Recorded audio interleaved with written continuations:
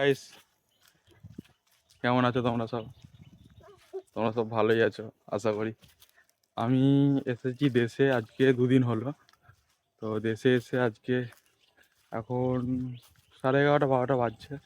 আমি একটু মাঠের দিকে এসেছি, রোদ বলে গামছা নিয়ে বেরিয়েছি। একেই কালো, তার উপর আরও কালো হয়ে যাবো, আর কেউ চিনতে পারবে না। তো তাই আমি এসেছি মাঠের দিকে একটু ঘুরতে।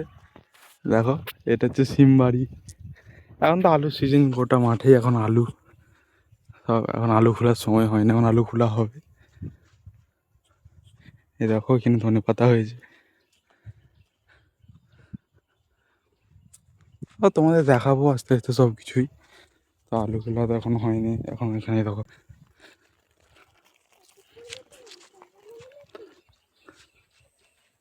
দুপুরবেলা এই রোদেতে এখন আমি আলু জমি ঘুরতে এসেছি। আমাদের তো জমি নাই এখানে, আমাদের জমি আলাদা সাইডে আছে, সেখানে আমাদের আলু চাষ হয়েছে। তো এখন আমি এই যে এখান থেকে ঘুরে যেয়ে এখন যাব আমি আমার গার্লফ্রেন্ডের সঙ্গে দেখা করতে। তোমাদের সেটাও আমি দেখাবো।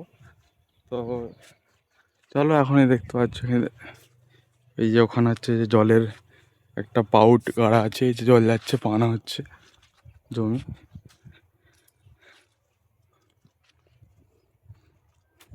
তো চলো, এখন আমি তাড়াতাড়ি রেডি হয়ে পড়ি। রেডি হয়ে আমি এখন আমার গার্লফ্রেন্ডের সঙ্গে একটু দেখা করে আসি, তোমাদেরও দেখাবো। চলো। তো গাইস, বেরোনোর সময় তো দেখাতে পাইনি, তো বেরিয়ে দোকান থেকে দুটো ফুল কিনে নিলাম। তো মাঝখানটা আমার দেখানো হলো না, তার কারণ ওখানে অনেকটা জাম হয়ে গেছিলো, তো তাই আমি ভিডিও করতে পারিনি। দেখো, আমি আমার গার্লফ্রেন্ডকে নিয়ে এসে গেছি।